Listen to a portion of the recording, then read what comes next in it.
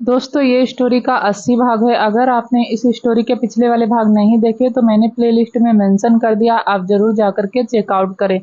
अभियुक्त अमूल्या को अपने सीने में छुपाए खड़ा था। उसका मन कर रहा था वह अमूल्या को इतनी दूर ले जाए जहां उन्हें अलग करने वाला कोई ना हो। वह उसको 30 सालों से उसने उसे बहुत प्यार किया था, उसे पाने के सपने देखे थे। अभियुक्त ने गहरी सांस ली और अमूल्या को खुद से अलग कर लाल हो चुकी उसकी आंखों में देखते हुए कहा, आप हमारी हैं और हमेशा हमारी ही रहेंगी। हम आपको कभी भी किसी और का होने नहीं देंगे। हम राजा शाह से खुद बात करेंगे। अभियुक्त की बातें सुनकर अमूल्या के होठों पर मुस्कान आ गई। अभियुक्त ने उसके माथे को अपने होठों से छू लिया। आज अमूल्या की आंखों में आंसू उसके लिए थे, उससे दूर होने के डर की वजह से थे। आज वह सही मायनों में मन से उसकी हो चुकी थी।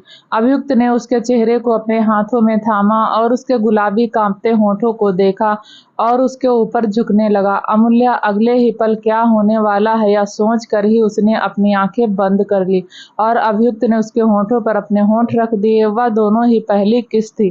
पहली बार दोनों ने एक दूसरे के होठों की गर्माहट को अपने होठों पर महसूस किया था, जिसे महसूस कर दोनों का ही दिल जोर से धड़कने लगा था। शरीर में एक अजीब सी हलचल होने लगी थी। दोनों ने ही अपनी आंखों को कसकर बंद किया हुआ था। वह उस लम्हे को जी रहे थे। तभी उसके होठों की हरकत बढ़ने लगी थी।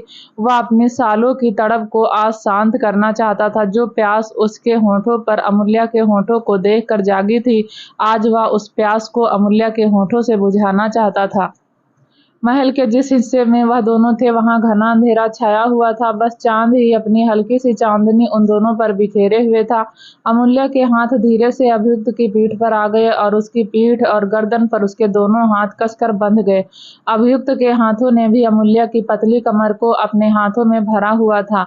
वह उसके होठों को शिद्दत से चूमते हुए उसे पीछे की तरफ ले जा रहा था कि तभी एक समय पर अमूल्या एक पिलर से टकरा गई और उसे वहीं रुक जाना पड़ा। अभियुक्त उसे पिलर से सटाए शिद्दत से किस कर रहा था, जिससे अमूल्या उसका पूरा साथ दे रही थी और उसका साथ ही उसे अग्रेसिव और मजबूर कर रहा था। उसे आगे बढ़ने के लिए कब उसके हाथ उसकी कमर से होकर उसकी पीठ को सहलाने लगे और सहलाते हुए कब उसने उसके ब्लाउज की डोरी को खोल दिया, उसे एहसास तक नहीं हुआ। डोरियों के खुलते ही उसके कंधे से ब्लाउज सरक गया और उसकी गोरी स्किन चांद की चांदनी में हीरे के समान चमकने लगी।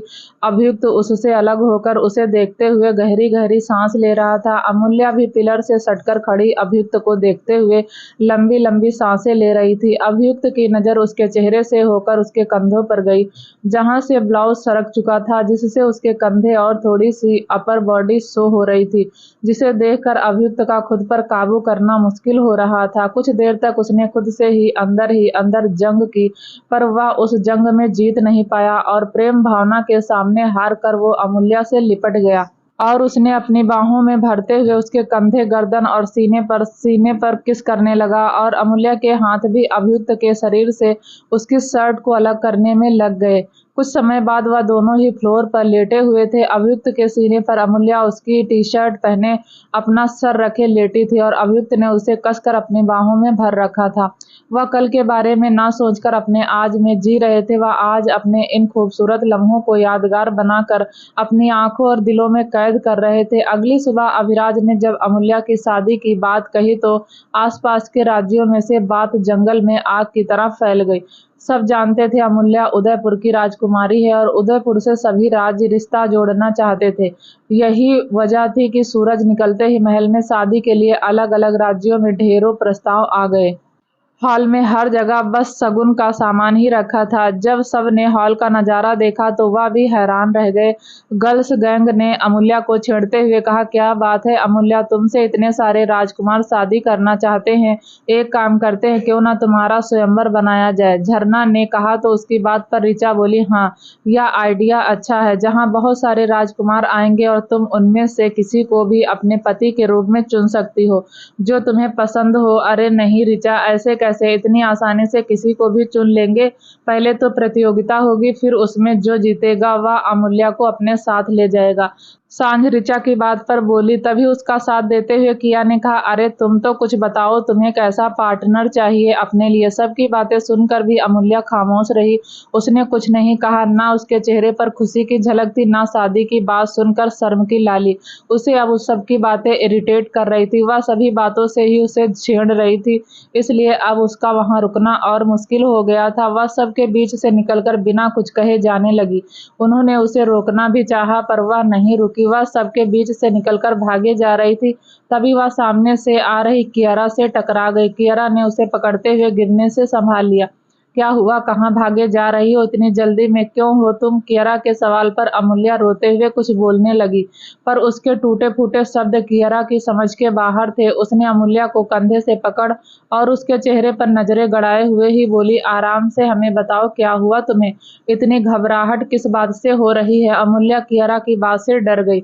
उसे डर लग रहा था कहीं कियारा को सच ना पता चल जाए। उसे खामोश देखकर कियारा ने कहा, तुम्हें शादी की बात से घबराहट हो रही? अमूल्य को कुछ समझ नहीं आया, इसलिए उसने उसकी बात पर हाँ में सर हिला दिया। कियारा उसका हाथ पकड़ दूसरी तरफ ले आई। खुली जगह पर आकर अमूल्य को भी अब बेहतर महसूस हो रहा था। अब कैसा लग रहा है तुम्हें? कियारा के पूछने पर अमूल्य ने सर हिलाते हुए कहा, अच्छा लग रहा है बुआ सा। अमूल्य जाने लगी, पर तभी कियारा ने उसका हाथ पकड़ लिया। अमूल्य रुक गई। वह दोनों ही एक दूसरे की तरफ पीठ किए खड़ी थी। तभी कियारा ने कहा, सालों पहले जो गलती मैंने की थी वह तुम मत करना। इस परिवार ने हमारे लिए बहुत कुछ किया है और बदले में हमने इन्हें दुश्मनी दी, जो सालों बाद आज जाकर खत्म हुई। तुम हमारी जैसी गलती मत करना। अमूल्य, एक और दुश्मन इस परिवार को मत देना। तुम्हारे मन में जो भी है उसे बेझिझक सबको बता दो। वह तुम्हारी बात सुनेंगे और मानेंगे भी। अपनी बात पूरी करते ही कियारा ने अमूल्य का हाथ छोड़ दिया। अमूल्य तो अवाक रह गई थी। कियारा की बात सुनकर वह समझ गई थी कियारा को पता चल गया है, वह उससे क्या छुपा रही है। अमूल्य ने कियारा से कुछ नहीं कहा और चली गई। कियारा दोनों हाथ बांध कर वहीं खड़ी सोचने लगी। कियारा की पारखी नजरों ने अमूल्य की घबराहट को समझ लिया था। सालों पहले जब उसने अपनी शादी की बात सुनी थी तो उसकी हालत भी अमूल्य जैसी थी, इसलिए उसे समझने में देर नहीं लगी। अमूल्य को घबराहट शादी से नहीं, अपने प्यार से दूर जाने की थी। कियारा को ढूंढते हुए श्रवण वहीं पहुंच गया और कियारा को सोचते देखकर श्रवण ने उसे अपनी बाहों में भर लिया। क्या हुआ, क्या सोच रही हो? श्रवण ने उसे अपनी बाहों में भरे हुए ही कहा। उसकी बात पर कियारा ने कहा, श्रवण, सालों पहले जिस जगह हम खड़े थे आज अमूल्य भी उसी जगह खड़ी है। बोलते हुए वह श्रवण की तरफ मुड़ी और उसकी आंखों में देखते हुए बोली, उसे किसी से प्यार है, बस वह गलती ना करे जो सालों पहले हमने की थी। अगर ऐसा है तो आपको अपने भाई साहब से बात करनी चाहिए। आपने देखा कितने सारे राज्यों से अमूल्य के लिए रिश्ता आया है। जो भी करना होगा अभी करना होगा। एक बार उदयपुर ने किसी भी राज्य का रिश्ता एक्सेप्ट कर लिया और फिर बाद में तोड़ा तो वही होगा जो सालों पहले हुआ था। फिर से वही सब रिपीट होगा। कियारा, आपको अभिराज से बात करनी चाहिए, श्रवण ने कियारा को समझाते हुए कहा। यही तो श्रवण, यही तो हम नहीं चाहते। एक बार फिर हम अपने परिवार को दुश्मनी की आग में नहीं जलते देख सकते, कियारा ने नम आंखों से कहा। इसलिए तो कह रहे हैं जाइए और सबसे बात करिए, श्रवण ने कहा। तो कियारा अपने आंसू पोंछते हुए बोली, नहीं, हम भाई साहब से बात नहीं करेंगे। हम उनसे बात करेंगे जो इस सिचुएशन का हल निकाल सकते हैं। इतना बोलकर कियारा श्रवण के साथ चली गई। थोड़ी देर बाद सभी हॉल में थे और अमूल्य के शादी के लिए आए प्रस्तावों को देख रहे थे। अभिराज हर एक प्रस्ताव की जांच पड़ताल करते हुए कियान से बात कर रहा था, या यूं कहे कि उससे मशवरा ले रहा था। अमूल्य उसकी गोद ली हुई बेटी थी, यह बात वह सभी जानते थे, इसलिए वह सभी अभिराज की मदद कर रहे थे। अमूल्य के लिए एक अच्छा जीवन साथी ढूंढना अभिराज का लक्ष्य था। तो वहीं अभियुक्त के सामने यह सब हो रहा था और खुद के सामने अमूल्य की शादी की तैयारी देख कर उसका दिल हजार मौत मर रहा था। अमूल्य की कसम ने उसके होठों पर ताला लगा रखा था, वरना अब तक वह उसने चीख चीख कर सबके सामने अपने प्यार का इजहार कर दिया होता। अमूल्य ने उसे कल रात कसम दी थी, वह राजा सा उसके और अपने रिश्ते के बारे में कोई बात नहीं करेगा। इसी वजह से वह चुप था। इधर कियारा अर्जुन को ढूंढते हुए उसके रूम में आई। अर्जुन सोफे पर बैठा एक केस की स्टडी कर रहा था कि तभी कियारा के आने की आहट सुनकर उसने फाइल बंद करते हुए सामने देखा और कियारा को देखते हुए उठकर खड़ा हो गया। बुआ सा, आप यहाँ, कुछ काम था तो हमें बुला लेती, आप हम खुद आ जाते। आपके पास। अर्जुन कियारा को देखते हुए बोला, लड्डू हमें तुमसे बहुत जरूरी बात करनी है। कियारा की आवाज में घबराहट थी, उसके चेहरे पर परेशानी के बादल छाए हुए थे। अर्जुन उसकी बात सुनकर बोला, क्या बात है बुआ सा, आप इतनी परेशान क्यों हैं? अर्जुन, तुम और अमूल्या बचपन से साथ रहे हो, एक दूसरे के अच्छे दोस्त हो, एक दूसरे को समझते हो। क्या अमूल्या ने तुमसे किसी बारे में बात की? कियारा की गोलमोल बातें अर्जुन को कंफ्यूज कर रही थी। उसने एक हाथ से अपना माथा सहलाया और उसे देख बोला, बुआ सा आप क्या बात कर रही हैं, हमें कुछ समझ नहीं आ रहा। अर्जुन की बात पर कियारा उसकी तरफ देख कर बोली, अर्जुन हमें लगता है अमूल्या किसी से प्यार करती है। क्या? अर्जुन चौंक कर बोला, क्या आप सच कह रही हैं? अगर ऐसा भी है तो अमूल्या ने अब तक किसी से कुछ कहा क्यों नहीं? यहाँ इतने सारे इनविटेशन आए हैं, यही तो हमें समझ नहीं आ रहा, वह खामोश क्यों है? कियारा अर्जुन को समझाते हुए बोली, लड्डू तुम उससे बात करो ना, तुम दोनों बचपन के दोस्त हो। अमूल्या किसी से नहीं कहेगी वह क्या चाहती है, पर तुमसे जरूर कहेगी। हम नहीं चाहते तो गलती हमसे हुई है, अमूल्या भी वही गलती करे। तुम बात करो लड्डू उससे। कियारा की बात पर अर्जुन ने सर हिलाते हुए गहरी सांस लेकर कहा, हम उससे बात करेंगे, आप पापा को रोकिए, तब तक कहीं इस बीच पापा किसी राज्य का प्रपोजल एक्सेप्ट ना कर ले। कियारा ने सर हिलाया और चली गई। अर्जुन सोचते हुए खुद से बोला, अमूल्या तुम किसी से प्यार करती हो और मुझे बताया तक नहीं। दूसरी तरफ विहान के कहने पर अक्षत, आर्यन, गौतम तीनों आ गए थे। वह तीनों ही एक लाइन में उनके सामने खड़े थे और वह दोनों उन्हें ठंडी नजरों से देख रहे थे। तो तुम तीनों को शादी करनी है? विहान ने पूछा, पर उसके बोलने पर भी वहां खामोशी छाई रही। क्या तुम उनके लायक हो? विहान ने कहा। तो तीनों ने सर उठाकर दोनों को देखा। अगर उनके लायक हो तो खुद को प्रूव करो, विवान ने कहा। तीनों ही हैरान रह गए। गौतम विवान को देखते हुए मन ही मन खुद से बोला, क्या यह पागल हो गया है? यह जानबूझकर ऐसा कर रहा है, यह जानता है, इसे अच्छे से पता है मैं इसे कभी फाइट में हरा नहीं पाऊंगा। बोलते हुए विवान को कोसने लगा। अक्षत भी विहान को देखते हुए खुद से बोला, अरे शादी नहीं करवानी तो साफ मना कर दो ना, क्यों जानबूझकर आग में धकेल रहे हो? इनके सामने तो मैं 10 मिनट भी टिक नहीं पाऊंगा। राक्षस कहीं के, पता नहीं क्या सोचकर सांझ ने इनसे शादी की। विवान की तरफ देखते हुए उसने अपनी बात पूरी की।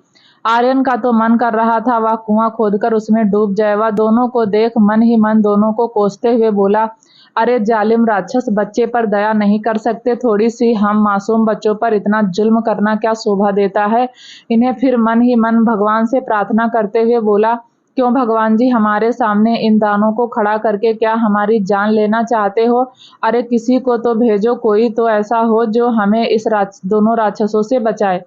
उसके बोलते ही वहां अर्जुन आ गया और विहान को देखते हुए बोला, तुमने मुझे बुलाया? उसकी बात पर विवान ने सर हिला दिया और विवान ने कहा, शादी करने से पहले खुद को प्रूव करो, तुम किया के लायक हो। उसकी बातें सुनकर तीनों हैरान रह गए और अर्जुन को देखने लगे। अर्जुन ने तीनों को उनका गॉडफादर दिख रहा था। वह तीनों अर्जुन की इंटेंशन जानते थे। दोनों राक्षसों से उसकी इंटेंशन ना ज्यादा थी ना कम थी, उनकी इंटेंशन इक्वल थी। अर्जुन दोनों को देखते हुए बोला, खुद को प्रूव करने के लिए मुझे क्या करना होगा? अर्जुन की बात सुनकर दोनों ही होठों को टेढ़ा कर धीरे से मुस्कुरा दिए। थोड़ी देर बाद वह सभी महल के पीछे बने एक बड़े से मैदान में थे। मैदान की घेराबंदी गोलाई से की गई थी। वह युद्ध के समय महल के गार्ड के प्रैक्टिस के लिए बनाया गया था।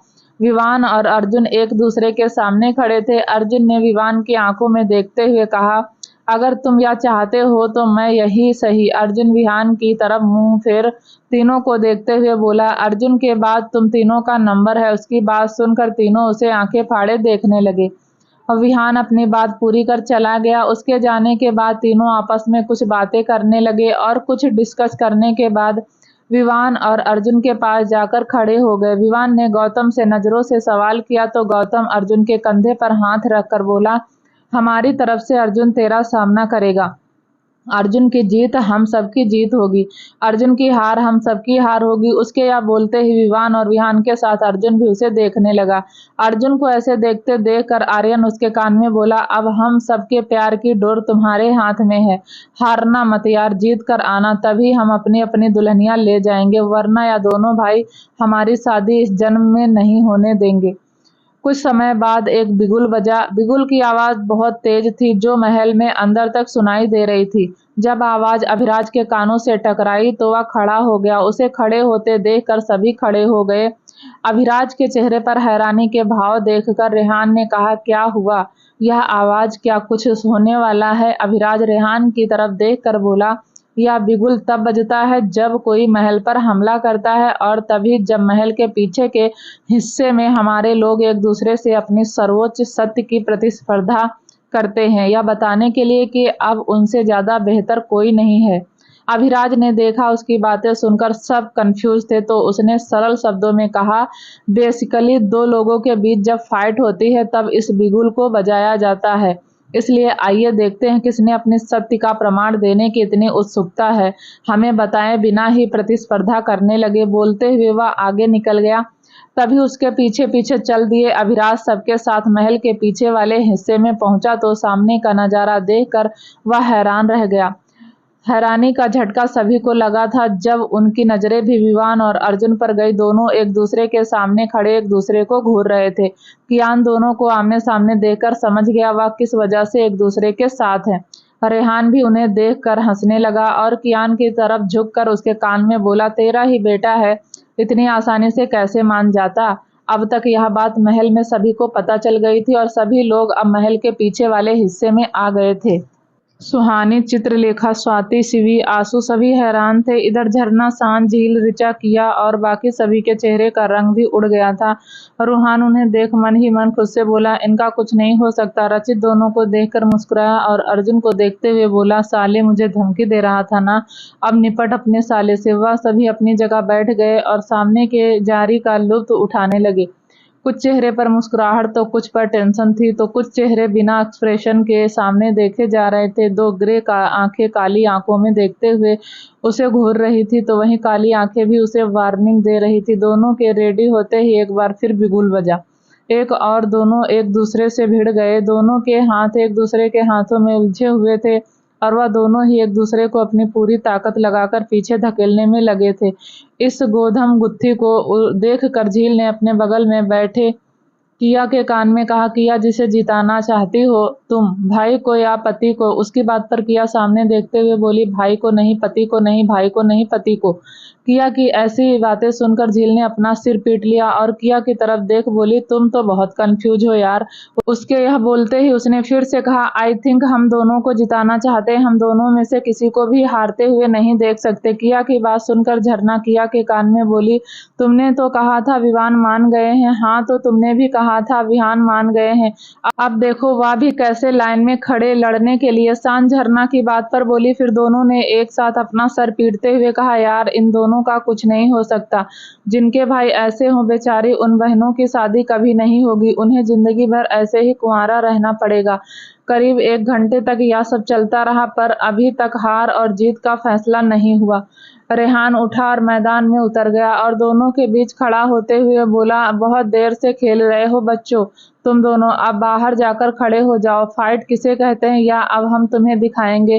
पहले तो रेहान की बात पर दोनों उसे देखने लगे, फिर रेहान की बात मानकर दोनों ही चले गए और साइड में जाकर खड़े हो गए। रेहान ने कियान की तरफ देखा तो वह उसका इशारा समझ गया। कियान उठा और रेहान के सामने मैदान में जाकर खड़ा हो गया। क्या यह करना जरूरी है? कियान ने रेहान को देखते हुए कहा। रेहान उसकी बात पर बोला, ऑफ कोर्स मेरे यार, आ जा, देखते हैं सालों बाद भी हम में कितनी स्ट्रेंथ है। उसके इतना बोलते ही दोनों एक दूसरे से फाइट करने लगे। रेहान के होठों पर मुस्कुराहट थी, कियान भी ना दिखने वाली स्माइल दे रहा था। दोनों को फाइट करते देख अर्जुन और विवान उन्हें पलके झपकाए देख रहे थे। उनके मुंह, उनका स्टाइल एकदम अलग था। सभी इस नज़ारे को गंभीरता से देख रहे थे, तो वहीं दोनों मजे से एक दूसरे का सामना कर रहे थे। रूहान ने रिहान को फाइट करते हुए देखते हुए रचित से कहा, देखा मेरे डैड आज भी कितने स्ट्रांग हैं, और मामा जी उनका तो लेवल हमेशा अप रहता है।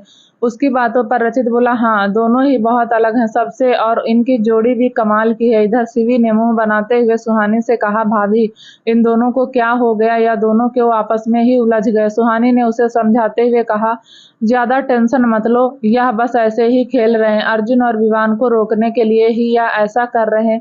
सुहानी ने समझाते हुए कहा। तभी स्वाति ने दोनों का ध्यान उस तरफ करते हुए कहा जहां कुछ मेड खड़ी कियान और रेहान को आंखों में चमक लिए फाइट करते हुए देख रही थी। अपनी नजरें वहां से हटाकर जरा इस तरफ देखो, तुम्हारे पति खतरे में हैं। स्वाति के बोलने पर दोनों ने उस ओर देखा तो उन सभी औरतों को देखकर उनकी भौहें तन गई। हाँ भाभी, यह कैसी दिख रही हैं? भाई और रेहान जी को मैं इनकी आंखें नोच लूंगी, शिवी ने गुस्से में कहा। उसकी बात पर आंसू बोली, दी किस किस की आंखें नोचोगी आप? उसका साथ देते हुए यशिका बोली, बेहतर होगा तुम दोनों अपने हॉट हबी को अंदर ले जाओ, इससे पहले यह सभी तुम्हारे हबी का आंखों से ही रेप कर दे। उसकी बात पर दोनों ने अपनी नजरें इधर उधर घुमाई। ऐसा लग रहा था महल में काम करने वाली सभी मेड वहां इकट्ठी हो गई हों। उन सबकी नजरों में लालच भरा था। वह सभी कियान और रेहान को ललचाए नजरों से देख रही थी। अगर कोई बंदिश ना होती तो, या उनके दुर्व्यवहार के लिए उन्हें दंड ना मिलता तो वह सभी अब तक दोनों पर टूट पड़ती। उन सभी को देखकर सुहानी और शिवी ने एक दूसरे को देखा और दोनों उठ खड़ी हुई। वह दोनों किसी की परवाह न करते हुए मैदान में गई और दोनों के सामने जाकर खड़ी हो गई थी। कियान और रेहान दोनों ही सवालिया नजरों से उन्हें देखने लगे। दोनों ने उनका हाथ पकड़ा और उन्हें अपने साथ ले गई। वह दोनों उन दोनों को महल में ले आई और अपने अपने कमरे में ले जाने लगी। कमरे में अंदर आते ही शिवी ने रेहान का हाथ छोड़ा और उसकी तरफ पलट उसे घूरने लगी। रेहान उसकी घूरती नजरों को देखकर बोला, हॉट, क्या हुआ? तुम ऐसे रिएक्ट क्यों कर रही हो? अच्छा जी, मैं ऐसे रिएक्ट ना करूं तो कैसे रिएक्ट करूं? या आप दोनों क्या कर रहे थे अभी जरा बताइएगा। शिवी बीच में बोली। उसकी बातों से उसका गुस्सा जाहिर हो रहा था। क्या कर रहा था? फाइट कर रहा था, देखा नहीं तुमने? रेहान ने कैजुअली कहा। अच्छा जी, फाइट कर रहे थे? वह लड़कियों पर लाइन मार रहे थे? शिवी की बातों पर रेहान चौंक कर बोला, व्हाट? सीरियसली तुम्हें ऐसा लग रहा था मैं लाइन मार रहा हूँ?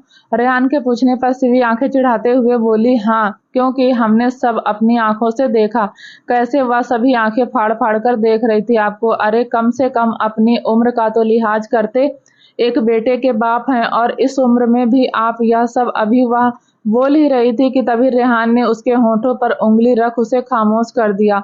रेहान उसकी आंखों में देखते हुए बोला, तुम यह क्यों नहीं कहती कि तुम्हें जलन हो रही थी? शिवी ने उसकी बात पर उसे दूर धकेला और जाते हुए बोली, मुझे क्यों जलन होने लगी? तभी रेहान ने उसका हाथ पकड़ अपनी तरफ खींचा तो शिवी की बैक उसके सीने से टकराई। वह पीछे से ही शिवी को अपनी बाहों में भरकर बोला, वाह मेरी जान, आज भी मुझसे इतना प्यार करती हो, इतनी जलन होती है तुम्हें? शिवी खुद को रेहान की पकड़ से छुड़ाने लगी पर रेहान ने उसे बहुत टाइटली पकड़ा हुआ था, इसलिए वह उससे खुद को छुड़ा नहीं पाई। थक हार कर वह उसकी बाहों में ही घूम गई और उसकी आंखों में देखते हुए बोली, रेहान जी बहुत बेशरम हैं आप। बेशरम? अभी मैंने बेशर्मी की कहाँ है? अब जब तुमने मुझे बदनाम कर ही दिया है तो बेशर्मी भी कर ही लेता हूँ। इतना बोलकर वह शिवी के पेट में गुदगुदी करने लगा।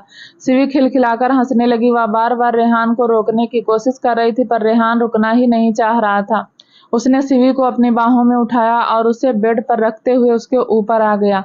यह क्या कर रहे हैं आप? हटिए मेरे ऊपर से। शिवी की बातों का रेहान पर कोई असर नहीं हुआ। उसने मुस्कुराते हुए कहा, नो, आज नहीं, आज तो मुझे नहीं रोकोगी। मेरा भी मन करता है मैं अपनी बीवी से प्यार करूं यार। इतना बोलकर उसने शिवी के माथे पर अपने होंठ रख दिए।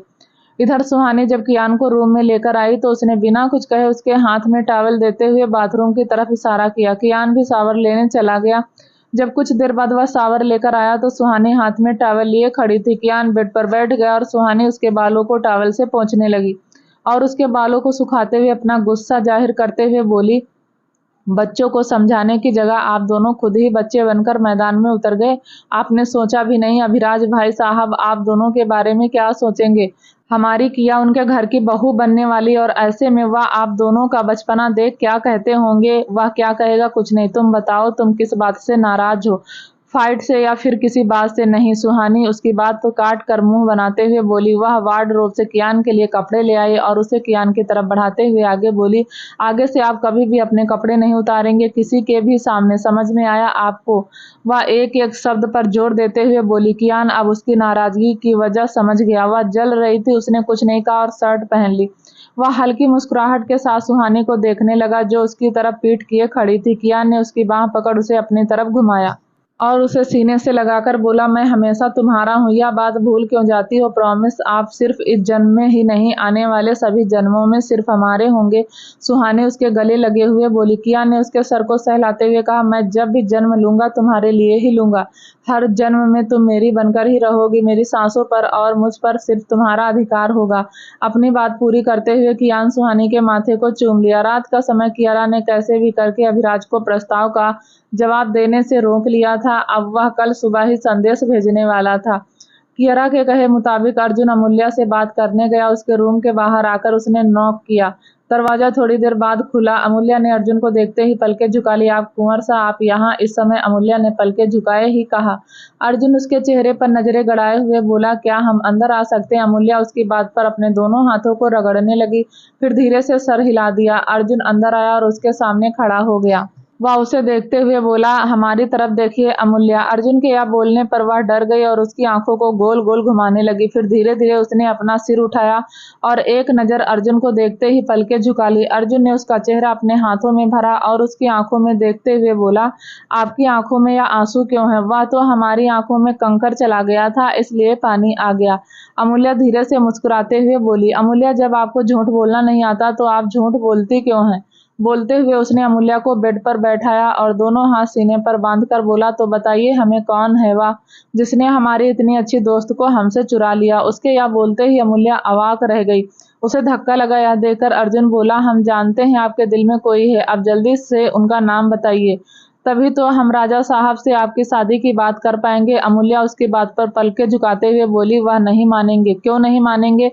अरे हम मनाएंगे ना उन्हें, आपको हम पर भरोसा नहीं है क्या? अर्जुन ने कहा, नहीं वह बात नहीं। अर्जुन बड़े काकू सा अपने वादे के पक्के हैं, अगर उन्होंने कुछ सोचा है तो वह जरूर करेंगे। अमूल्या अर्जुन को समझाते हुए बोली, हम जानते हैं वह अपने वसूलों को बहुत मानते हैं, पर हर माता पिता की तरह वह भी अपने बच्चों को खुश देखना चाहते हैं। तुमने देखा ना, वह झील की शादी के लिए भी मान गए थे। झील की शादी एक सर्जन से हुई जिनका खुद नाम है, एक पहचान है, वह खानदानी लोग हैं, पर हम जिसे पसंद करते हैं उनका ना कोई औरा है ना कोई रुतबा। अमूल्या फ्रस्ट्रेशन में बोली। अर्जुन ने उसे समझाते हुए कहा, पहचान आदमी के पैसे और पावर से नहीं होती, उसमें क्या क्या खूबियां हैं, क्या क्या काबिलियत है, क्या वह आपको हमेशा खुश रख पाएगा? नहीं, इन सब बातों से एक अच्छे आदमी की पहचान होती है। उसकी बात पर अमूल्या ने सर झुका लिया। अर्जुन ने उसे देखते हुए गहरी सांस ली और बोला, अच्छा हमें बताइए, क्या वह किसी दूसरे राज्य का है या इसी महल से है? अमूल्या ने आखिरी बात पर सर हिला दिया। अर्जुन सोचने लगा, इस महल में ऐसा कौन है जिसे अमूल्या पसंद करती है? उसने सोचा और तभी उसके मुंह से निकला, अभियुक्त। उसके या बोलते ही अमूल्या की नजरें भी उठ गई और अर्जुन की आंखों से जा मिली। क्या अभियुक्त? अर्जुन ने उसकी आंखों में देखते हुए कहा। अमूल्या ने धीरे से पलकें झुका दी। अभियुक्त तो हमारा सालों से वफादार है और उसे सब अच्छे से जानते भी हैं। वुमन काका साका व पोता है। वाह! अर्जुन बोल ही रहा था कि तभी अमूल्या ने कहा, इसलिए तो काका सा नहीं मानेंगे। सालों पहले जो गलती वुमन काका सा से हुई थी, उसकी वजह से राजकुमारी चित्रा को इतने सालों तक अनाथ की जिंदगी जीनी पड़ी और हम सबसे दूर भी रहना पड़ा। यह सब बातें काका साहब भूले नहीं है। वह नहीं मानेंगे। अर्जुन बोलते हुए अमूल्या की आंखों से आंसू बह निकले। अर्जुन ने उसकी आंखों में आंसुओं को साफ करते हुए कहा, वह मान जाएंगे अमूल्या, हम है ना, हम उन्हें मनाएंगे और अब तुम वही करोगी जैसा हम तुमसे करने के लिए कहेंगे। हम पर भरोसा रखो, हम तुम्हारी और अभियुक्त की शादी करवाएंगे। अर्जुन ने कहा तो अमूल्या ने उसे देखा और जल्दी से उठकर उसके गले लग गई। अर्जुन ने उसे संभाला और उसे कंसोल करने लगा। अमूल्या को संभालते हुए उसकी नजरें दरवाजे की तरफ गई तो वह हैरान रह गया। किया खा जाने वाली नजरों से उसे देख रही थी।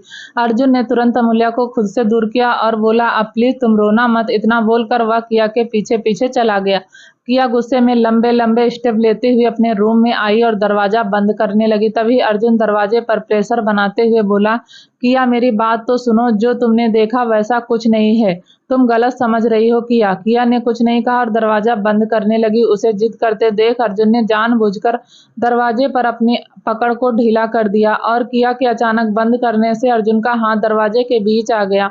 अर्जुन के मुंह से आह निकल गई। किया ने जल्दी से दरवाजा खोला और अर्जुन को अंदर ले जाकर उसका हाथ पकड़ उस पर फूंक मारने लगी। किया अर्जुन पर गुस्सा करते हुए बोली, यह क्या किया आपने? जब हम डोर क्लोज कर रहे थे जरूरी था अपना हाथ डोर के बीच में देना। किया को गुस्सा करते देख अर्जुन मुस्कुरा दिया। अर्जुन को मुस्कुराते देख किया उसे घूरने लगी और उसे घूरते हुए ही बोली, हम कुछ भी भूले नहीं हैं, हमने सब अपनी आंखों से देखा है। वह तुम्हारी आंखों का धोखा है, ऐसा कुछ नहीं किया। अर्जुन ने किया से नजरें मिलाते हुए कहा, अच्छा जी, ऐसा नहीं है तो फिर कैसा है? बोलते हुए किया ने अपने हाथ बांध लिए। आप और अमूल्या कौन सा दुख बांट रहे थे एक दूसरे को गले लगाकर? जरा हमें भी बताइए। किया की आवाज एरोगेस से भरी थी। किया की बात सुनकर अर्जुन मुस्कुराने लगा। किया का चेहरा गुस्से से लाल हो गया था। अर्जुन उसे जेलस होते देख मुस्कुराते हुए उसके करीब आया और उसे चिढ़ाते हुए बोला, हाँ तुमने सही देखा, अमूल्या मुझसे प्यार करती है, बहुत प्यार, और उसने आज मुझसे अपने प्यार का इजहार किया है। अर्जुन किया के आगे पीछे घूमते हुए उसे तिरछी नजरों से देखते हुए बोल रहा था। किया का चेहरा गुस्से में लाल होता जा रहा था। उसे इतना गुस्से में देखकर अर्जुन उसे चिढ़ाते हुए बोला, वह मुझसे शादी करना चाहती है, तुमसे कहीं ज्यादा प्यार करती है मुझसे। वह तो मुझे अपना सब कुछ देने को तैयार है। अर्जुन के इतना बोलते ही किया आंखों को छोटा कर दांत पीसते हुए उसकी तरफ मुड़ी और उसके सीने पर जोर जोर से पंच मारने लगी। उसने आसपास रखी सभी चीजों को उठाकर अर्जुन को मारना शुरू कर दिया। कुशन से अर्जुन को मारते हुए किया ने कुशन फाड़ दिया। कुशन के अंदर भरा कॉटन पूरे घर में बिखर गया। आप बहुत बुरे हैं, जाइए, हमें भी नहीं करनी आपसे शादी, जाइए अपनी अमूल्या के पास। किया जोर जोर से अर्जुन को धक्का देने लगी। अरे मेरी बात तो सुनो, अर्जुन उसे पकड़ते हुए बोला, पर किया उससे हाथ छुड़ाकर उसे धकेलते हुए बोली, कुछ नहीं सुनना हमें, जाइए, हमारे कमरे से बाहर निकलिए। जब अर्जुन ने देखा किया उसकी बिल्कुल भी नहीं सुन रही तो उसने किया का हाथ पकड़ पीछे उसकी कमर से लगा दिया और उसे अपने करीब लाकर उसकी आंखों में देखने लगा। किया की आंखें गुस्से से लाल थी, उसका चेहरा भी टमाटर की तरह लाल हो गया था। छोड़िए हमें, किया उसकी बाहों में छटपटाते हुए बोली। अर्जुन ने कुछ नहीं कहा, बस अपनी ग्रे आंखों से उसके लाल पड़ चुके चेहरे को देखता रहा। किया के होंठ गुस्से में कांप रहे थे, उसके होंठों का रंग भी लाल हो चुका था। वह बार बार गुस्से में अपने दांतों को आपस में रगड़ रही थी। छोड़िए हमें, हमें आपके साथ नहीं रहना। किया ने जैसे ही यह बोला, अगले पल उसके मुंह से निकलने वाली आवाज उसके गले में ही घुल कर रह गई। उसके गुस्से में फड़फड़ाते होंठों को अर्जुन ने अपने होंठों की गिरफ्त में ले लिया था। जितना गुस्सा किया के अंदर भरा था उतने ही पैशन से अर्जुन उसे किस कर रहा था। किया को छटपटाना अभी भी बरकरार था, पर अर्जुन के हाथों की कसती पकड़ से वह धीरे धीरे शांत होती जा रही थी। गुस्से और जुनून से भरी यह किस इसका एक अलग ही मजा था जिसे अर्जुन अच्छे से फील कर रहा था। किया ने गुस्से में आकर अर्जुन के होंठों पर बाइट किया तो अर्जुन उससे दूर हुआ और उसे घूरते हुए बोला, जंगली बिल्ली। किया उसके सीने पर हाथ रख उसे दूर धकेलते हुए जाने लगी कि तभी वहां एक अजीब सी आवाज गूंजी, चर्च की। ऐसा लगा जैसे किसी का कपड़ा फट गया हो। किया गुस्से में मुड़कर अर्जुन को घूरने लगी। अर्जुन के हाथ में किया की टॉप का कपड़ा लटक रहा था। किया जब जाने के लिए मुड़ी तो अर्जुन ने उसे रोकना चाहा और तभी उसके हाथ में किया का टॉप आ गया जो खिंचाव की वजह से हटकर अर्जुन के हाथ में लटक रहा था। कभी अर्जुन अपने हाथ में लटक रहे कपड़े के टुकड़े को देखता तो कभी किया को जो उसे खा जाने वाली नजरों से देख रही थी। बहुत बुरे हैं आप, हम आपका खून कर देंगे, अर्जुन जी जाइए यहाँ से। इतना बोलकर वह इधर उधर फिर से अर्जुन को मारने के लिए कुछ ढूंढने लगी कि तभी अर्जुन ने फिर से उसे रोकना चाहा तो इस बार भी अर्जुन के हाथ से किया की टॉप फट गई। यह क्या हो रहा है आज, अर्जुन खुद से बोला तो वहीं किया ने उसे जोर से धक्का दिया तो वह पीछे होता हुआ बेड पर गिर गया। किया उसके ऊपर मारने के लिए लपकी तो अर्जुन ने उसके दोनों हाथों को पकड़ लिया और उसके ऊपर आ गया। अर्जुन को किया ने किस करने के लिए अपने पैर चलाए तो अर्जुन ने अगले ही पल उसके पैरों को अपने पैरों से लॉक कर दिया। वह पूरी तरह अर्जुन की गिरफ्त में बंध चुकी थी। अर्जुन जी जाइए यहाँ से, हमें आपसे कोई बात नहीं करनी, आप बहुत बुरे हैं, बहुत बुरे, आप एक वोमिनाइजर हैं। किया की बात पर अर्जुन भौहें सिकोड़कर बोला, ओ आप आर यू क्रेजी, बोलने से पहले सोचती नहीं हो क्या मैं तुम्हें? किया तुम ऐसा बोल भी कैसे सकती हो? अच्छा आप कर सकते हैं, हम बोल भी नहीं सकते? किया आंखें चढ़ाते हुए बोली, बेवकूफ लड़की, मैंने किसी के साथ कुछ नहीं किया, जो भी किया है आज तक सिर्फ तुम्हारे साथ किया है, because I love you so much. बोलते हुए वह उसकी आंखों में देख रहा था। मैं तुम्हें चिढ़ा रहा था क्योंकि तुम जेलस हो रही थी। मेरे और अमूल्या के बीच ऐसा कुछ नहीं है यार, I love you more than you. फिर आपने उसे गले क्यों लगाया था? वह कितना चिपक कर खड़ी थी आपसे। किया की आवाज बोलते हुए रोवासी हो गई। मैं उसे समझा रहा था, वह खुद ही मेरे गले लग गई। उसे किसी और से प्यार है, वह यह शादी नहीं करना चाहती, इसी बारे में मैं उससे बात करने गया था। अर्जुन ने किया को पूरी बात बताई तो किया उसकी बात पर बोली, पक्का आप दोनों के बीच कुछ नहीं है? तुम्हारी कसम यार कुछ नहीं है, अर्जुन ने झुंझलाकर कहा। किया उसे देख मुस्कुराने लगी। उसने अर्जुन से हाथ छुड़ाकर उसके गले में दोनों हाथ लपेट दिए और उसे अपने ऊपर झुकाते हुए उसे अपने गले से लगा लिया। अर्जुन ने भी अब चैन की सांस ली और उसे गले से लगाते हुए पलट गया। किया उसके ऊपर आ गई। अर्जुन के हाथ किया की पीठ पर घूमने लगे। उसका टॉप फट जाने की वजह से टॉप बैकलेस हो गया था। अर्जुन अपनी उंगलियों को उसकी बैक पर इधर उधर घुमा रहा था, जिससे किया को गुदगुदी हो रही थी और वह खिलखिलाकर हंसने लगी। उसे हंसते देख अर्जुन उसे ऐसे ही तंग कर और हंसता रहा। शाम का समय गुरुजी सभी कुंडली देख रहे थे। किया और अर्जुन के 32 गुण मिल रहे थे। उन्होंने सबके हाथ देखकर सभी को उसके भविष्य के बारे में कुछ ना कुछ बताया। जाने सुहानी के मन में क्या सूझी कि सभी बच्चों के बीच उसने भी अपना हाथ गुरुजी के सामने बढ़ा दिया। गुरुजी की नजर उसके हाथ पर गई तो वह सुहानी का हाथ अपने हाथ में लेकर देखने लगे। कुछ पल सब शांत रहा। कियान भी गुरुजी को ध्यान से देखने लगा। तभी सुहानी का हाथ पकड़ गुरुजी ने उसे देखते हुए कहा, बहुत भाग्यशाली हो बेटा, तुम्हारी कहानी बड़ी ही दिलचस्प है। यह जन्म भी कम पड़ जाएगा तुम्हारे हाथों की लकीरों में। पुनर्जन्म का योग है। एक बार फिर तुम इस भूमि पर दोबारा जन्म लोगी। सुहानी गुरुजी की बातें सुनकर हैरान थी। हैरान तो सभी थे, किसी को समझ नहीं आया आखिर गुरुजी ने ऐसा क्यों कहा। उसे जो चाहिए था वह तो उसे मिल गया था, फिर ऐसा क्या अधूरा रह जाएगा जिसे पूरा करने के लिए उसे दोबारा जन्म लेना होगा। उसने अपने मन की इस उलझन का सवालों का रूप देकर गुरुजी के सामने रख दिया तो गुरुजी उसे देखकर मुस्कुराए और उसकी आंखों में देखते हुए बोले, जरूरी नहीं जब चीजें पूरी दिखे तो वह मुकम्मल हो। तुम्हारे साथ भी ऐसा ही है। तुम्हारी किस्मत से दो लोगों की किस्मत जुड़ चुकी है। इस बार कहानी कुछ अलग होगी और पहले से ज्यादा दिलचस्प। अभी अतीत के पन्ने उस जन्म में एक एक करके खुलेंगे।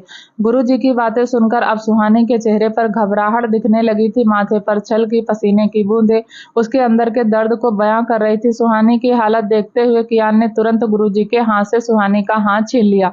उसके ऐसा करते ही गुरुजी की नजरें उस पर गई तो वह कियान को देख मुस्कुरा दिए और उसके सर पर हाथ रख बोले, आयुष्मान भव।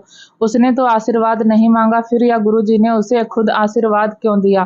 कियान के मन में यह सवाल आया पर उसने कहा कुछ नहीं। वह बस कियान को देख मुस्कुराते रह गए।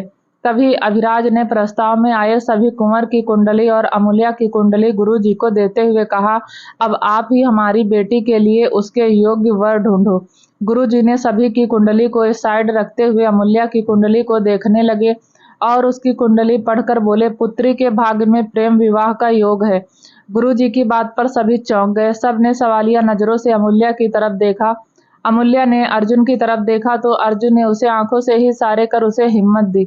दरअसल यह प्लान भी अर्जुन का ही था। जब उसे पता चला गुरुजी उसकी और किया की कुंडली देखने आ रहे हैं तो उसने ही चित्रलेखा से कहकर अभिराज तक यह बात पहुंचाई कि वह अमूल्या और सभी राज्यों से आए राजकुमार की कुंडली उन्हें दिखाए और उनसे ही सलाह ले। अभिराज उठकर अमूल्या के पास आया और उसे देखते हुए बोला, या हम क्या सुन रहे हैं बेटा, आप किसी से प्रेम करती हैं और आपने हमें बताया तक नहीं। काका साहब, हम अमूल्या डरते हुए बोली।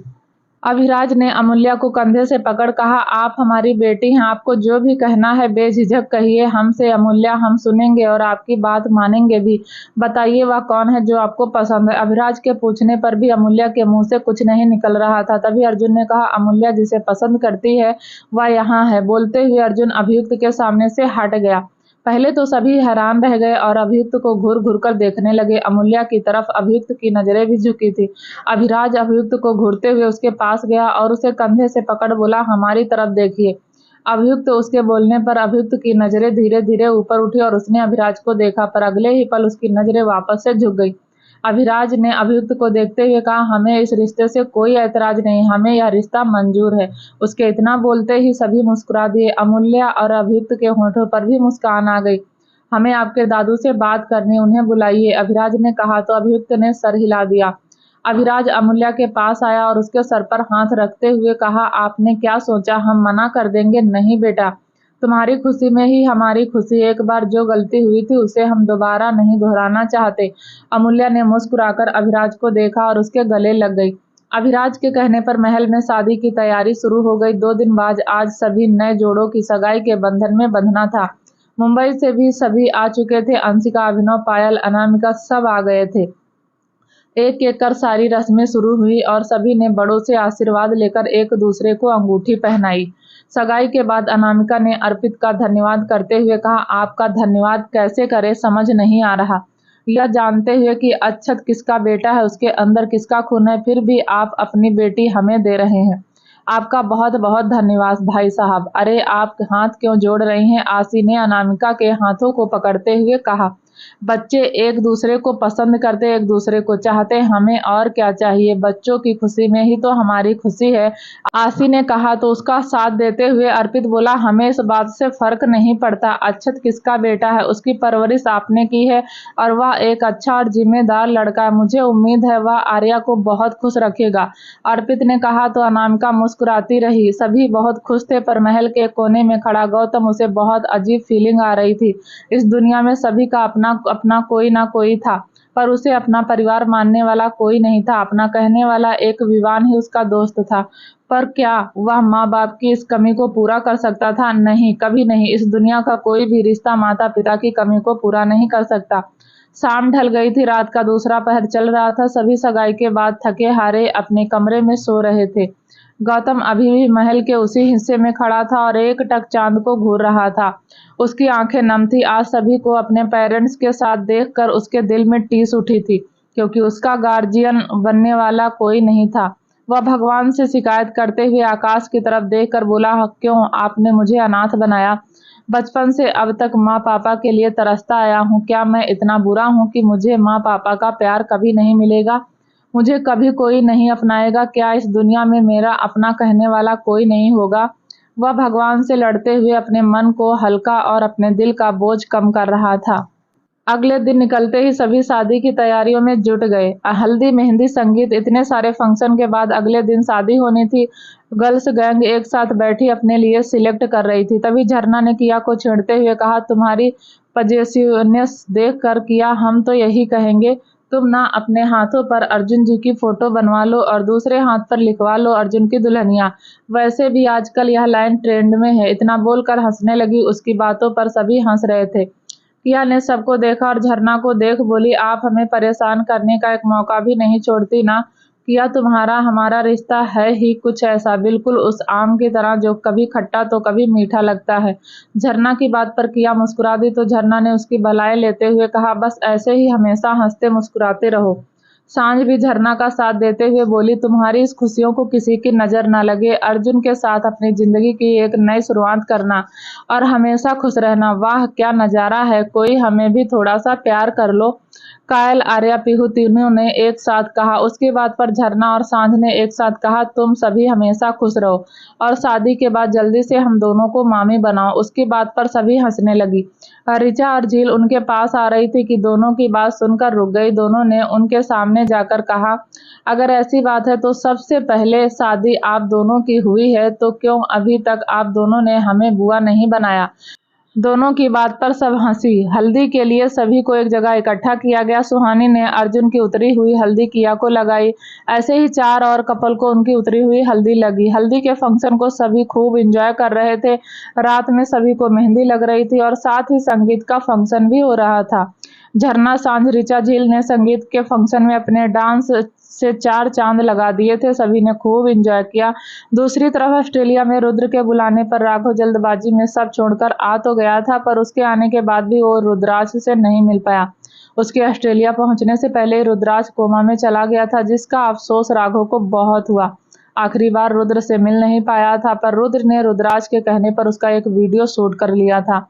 अभी राघव वही वीडियो देख रहा था जिसमें रुद्राज ने अपनी सारी जिम्मेदारियां राघव को सौंप दी थी। अब रुद्राज और उसके अंपायर, इन सब की रिस्पॉन्सिबिलिटी राघव की थी। रुद्राज के कोमा में जाने की खबर सब जगह फैल गई थी। जोरावर तक के भी रुद्राज के कोमा में जाने की खबर मिली तो वह भी हैरान रह गया। साथ ही उसे यह भी पता चल गया रुद्राज को कोमा में पहुंचाने वाला विवान का डैड कियान ओबराय है। जोरावर का कभी कियान से सामना नहीं हुआ, इसलिए वह कियान के बारे में ज्यादा नहीं जानता था, पर जो रुद्राज को कोमा में पहुंचा सकता था उसकी ताकत का अंदाजा इसी बात से लगाया जा सकता था। अब जोरावर की सारी डील राघव से होने वाली थी, इसलिए उसने अपने और रुद्राज के बीच हुई डील की बात करने के लिए कोबरा को ऑस्ट्रेलिया भेजा। राघव के साथ अपनी मीटिंग फिक्स करने के लिए। इधर जब कनिष्का को यह पता चला उसकी शादी रुद्र रायचंद्र से हो रही है तो वह भी डील के लिए तो एक बार फिर उसने अपने गुस्से के पागलपन में घर की सारी चीजों को तहस नहस कर दिया। उसका गुस्सा हर बार उन चीजों पर निकलता जो उसके घर की शोभा बढ़ाते थे। वह अपनी हालत का जिम्मेदार विवान को समझ रही थी। उसे यही लग रहा था अगर विवान उससे शादी करने के लिए तैयार हो जाता तो उसे आज इस डील का हिस्सा नहीं बनना पड़ता, ना वह ऐसे इंसान से शादी कर रही होती जिसे वह पसंद तक नहीं करती। इंडिया में उदयपुर कियारा अपने रूम की बालकनी में खड़ी थी। उसके नीले रंग का सिल्क का नाइट गाउन पहना हुआ था और गले में पड़े अपने पेटेंट को गोल गोल घुमा रही थी। श्रवण जब चेंज करके बाहर आया तो उसने कियारा को खोए हुए देखकर बालकनी में उसके पास चला गया और उसके पीछे से अपनी बाहों में भरते हुए उसके कंधे पर सर रखते हुए बोला, क्या हुआ, अब इतना परेशान क्यों हो, क्या सोच रही हो आप? श्रवण की बात पर कियारा ने उसे तिरछी नजरों से देखते हुए कहा, श्रवण, हमने तो बात आपको बताई थी, आपने उसके बारे में क्या सोचा? तुम्हारी खुशी में ही मेरी खुशी है कियारा। अगर तुम यह चाहती हो तो हम यह काम कल ही करें। पर क्या वह तैयार होगा इसके लिए? क्या तुमने उससे बात की? श्रवण की बातें सुनकर कियारा उसकी बाहों में ही घूम गई और उसकी आंखों में देखकर बोली, हमने अभी उनसे बात नहीं की तो करो ना कियारा, बिना उसकी मर्जी जाने हम यह नहीं कर सकते, श्रवण ने कियारा को समझाते हुए कहा। कियारा ने भी श्रवण की बातों से सहमत जताते हुए कहा, आप सही कह रहे हैं, हम कल सुबह ही उनसे बात करेंगे। श्रवण कियारा की बात पर मुस्कुराया और उसके चेहरे को अपने हाथों में थामते हुए उसके माथे को चूम लिया। इधर अभियुक्त अमूल्य के साथ उसी जगह था जहां उसे ढूंढने वाला कोई नहीं था। अमूल्य अभियुक्त को अपने हाथों में रची मेहंदी दिखा रही थी। अभियुक्त के प्यार का रंग उसके हाथों पर खूब चढ़ा था। अभियुक्त ने उसकी हथेली को अपने होठों से चूम लिया और उसकी आंखों में देख बोला, यकीन नहीं होता, सालों से देखा गया हमारा यह सपना कल सच हो जाएगा। कल यह खूबसूरत चांद हमेशा हमेशा के लिए मेरा बन जाएगा। अभियुक्त की बातें अमूल्य को खुश कर गई थी। वह उसे मुस्कुराते हुए देख रही थी। तभी उसने अभियुक्त को अपनी बाहों में लिया और उसके सीने से लगे हुए बोली, जिस सुकून के लिए हम आज तक भटक रहे थे, हमने भी कहा सोचा था वह सुकून हमें आपकी बाहों में मिलेगा। हमें अब जिंदगी से कोई शिकायत नहीं, बस अब एक ख्वाहिश बची है। बोलते हुए वह अभियुक्त से अलग हुई और अभियुक्त की आंखों में देखते हुए बोली, हम अपनी आखिरी सांस आपकी बाहों में लेना चाहते हैं। इन्हीं बाहों में आपको देखते हुए हम अपनी आंखें बंद कर लेना चाहते हैं।